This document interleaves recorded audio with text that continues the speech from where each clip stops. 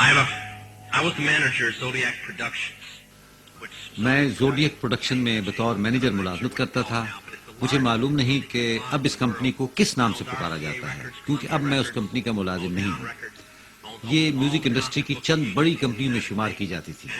مذکورہ کمپنی جن دیگر کمپنیوں کی مالک تھی ان میں RCA، کولمبیا ریکارڈز، موٹون ریکارڈز، اور جو کمپنی سب کو کنٹرول کرتی ہے اس کا نام بھی نہیں ہے. ان کمپنیوں کے اصل مالک کون ہیں یہ سمجھنا بہت مشکل ہے. اس کمپنی کا نام برینر انٹرپرائزز ہے اور یہ کمپنی چیز مین ہیٹن کی ملکیت ہے اور چیز مین ہیٹن اسٹینڈرڈ آئل کی ملکیت ہے اور اسٹینڈرڈ آئل کے مالک لارڈز آف لنڈن ہیں. میں زوڈیک پروڈکشن کا مینیجنگ پریزیڈنٹ تھا. اس دوران میرا تعارف ڈیوڈ کریسی سے ہوا. میں نے اس سے معلوم کیا کہ کیا یہ لوگ اب بھی ماسٹر کو ٹیمپل روم میں لے کر جاتے ہیں. اس نے اس بات میں جواب دیا اور کہا کہ اب بھی یہ لوگ ایسا ہی کرتے ہیں. پھر میں نے پوچھا کہ راک میوزک کی سب سے بڑی وجہ کیا ہے. اس کا کہنا تھا کہ اس کی وجوہات تم اچھی طرح جانتے ہو. میں نے کہا کہ اب میں اندازہ نہیں لگانا چاہتا، تم ہی بتاؤ. اس نے بتایا کہ وجہ وہی پرانی ہے کہ لوگوں پر ایک قسم کا جادو کر دیا جائے اور وہ مکمل طور پر مسحور ہو جائیں.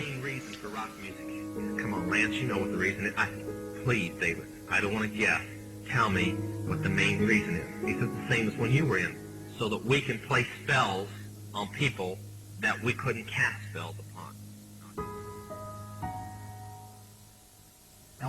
ایلٹن جان کا کہنا ہے کہ اس نے آج تک ایسا کوئی گانا نہیں لکھا جس میں سحر انداز زبان استعمال نہ کی گئی. میں یہ بات پوچھنا چاہتا ہوں کہ ہوٹل کیلیفورنیا گانا سب نے سن رکھا ہے. مجھے یہ بتائیے کہ اس کا مطلب کیا ہے.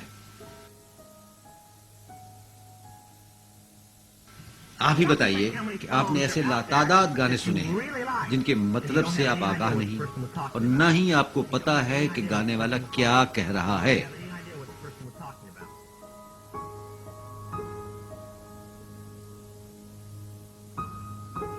مذہب دشمن گروپ دجال کے سسٹم کے فروغ کے لیے عرصہ دراز سے سرگرم ہے. اس گروپ کے پاس عوام کے ذہنوں کو ہم نوا بنانے کے لیے مختلف ٹولز موجود ہیں جن میں میڈیا سب سے مؤثر ذریعہ ہے. میڈیا کی مدد سے لوگوں کے ذہنوں میں غیر محسوس طریقے سے پیغامات پیوست کیے جاتے ہیں. ایک گانا جو سننے میں ایسا لگتا ہے جیسے کوئی اپنی بیوی یا خاوند کی محبت میں گا رہا ہے، لیکن در حقیقت یہ گانا دجال کی مدح سرائی، اس کے سسٹم اور شیطان کی عبادت کا مظہر ہے. اس کی تازہ ترین مثال ہے برٹنی اسپیئرز کا یہ مشہور گانا. اور اس گانے میں آپ دیکھ سکتے ہیں کہ وہ کس طرح سے شیطان کی عبادت کرتی ہے. اس گانے میں اس نے جو الفاظ استعمال کیے ہیں ان میں وہ کہتی ہے کہ وہ شیطان سے اپنی محبت کو چھپا نہیں سکتی اور نہ ہی اسے چھپانے کا کوئی ارادہ رکھتی ہے، بلکہ وہ تو کھل کے اس پیار کا اظہار کرنا چاہتی ہے. MTV کے ویڈیو میوزک ایوارڈز کی تقریب میں وہ سانپ والا ڈریس پہن کر شیطانی امیج کے ساتھ پرفارمنس دیتی ہے جو کہ بک آف جینز میں بھی نمایاں کیا گیا ہے. وہ سانپ کے ساتھ ڈانس کرتے ہوئے پوری دنیا کے سامنے لائیو ٹیلی ویژن پر اعتراف کرتی ہے کہ وہ شیطان کی غلام ہے.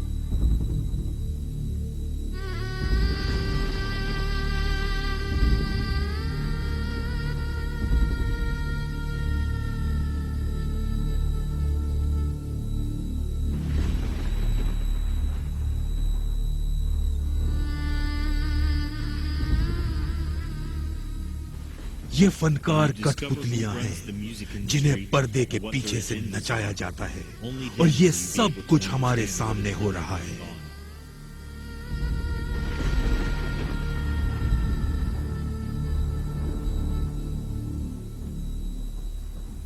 اس شیطانی پاپ میوزک کو سمجھنے کے لیے ہمیں پاپ میوزک کی ملکہ میڈونا کے کردار پر نظر ڈالنی ہوگی۔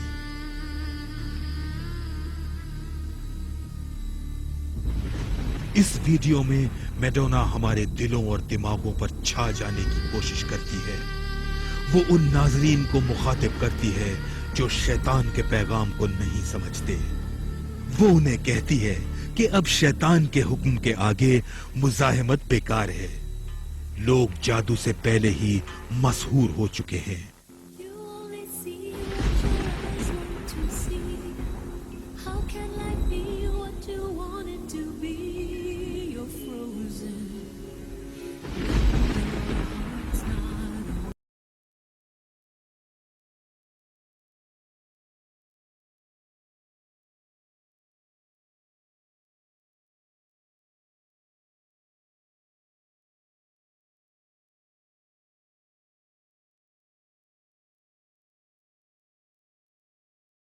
میں تمہارے دل کو موم بنا دوں تو ہم کبھی جدا نہیں ہو سکتے۔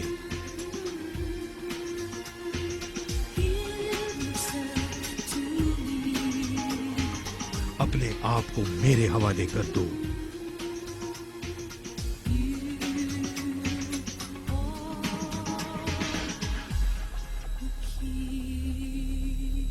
کنجی تو تمہارے ہاتھ میں ہے۔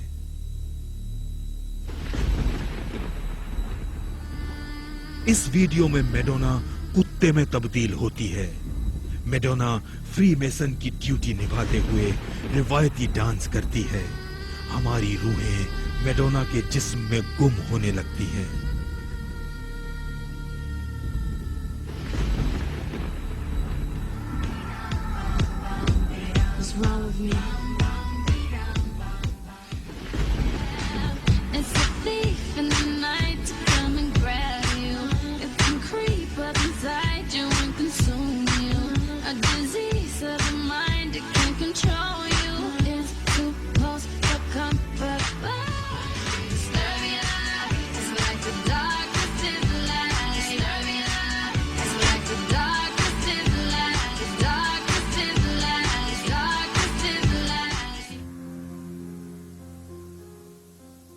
آپ ہی بتائیے کہ آپ نے ایسے لاتعداد گانے سنے ہیں جن کے مطلب سے آپ آگاہ نہیں۔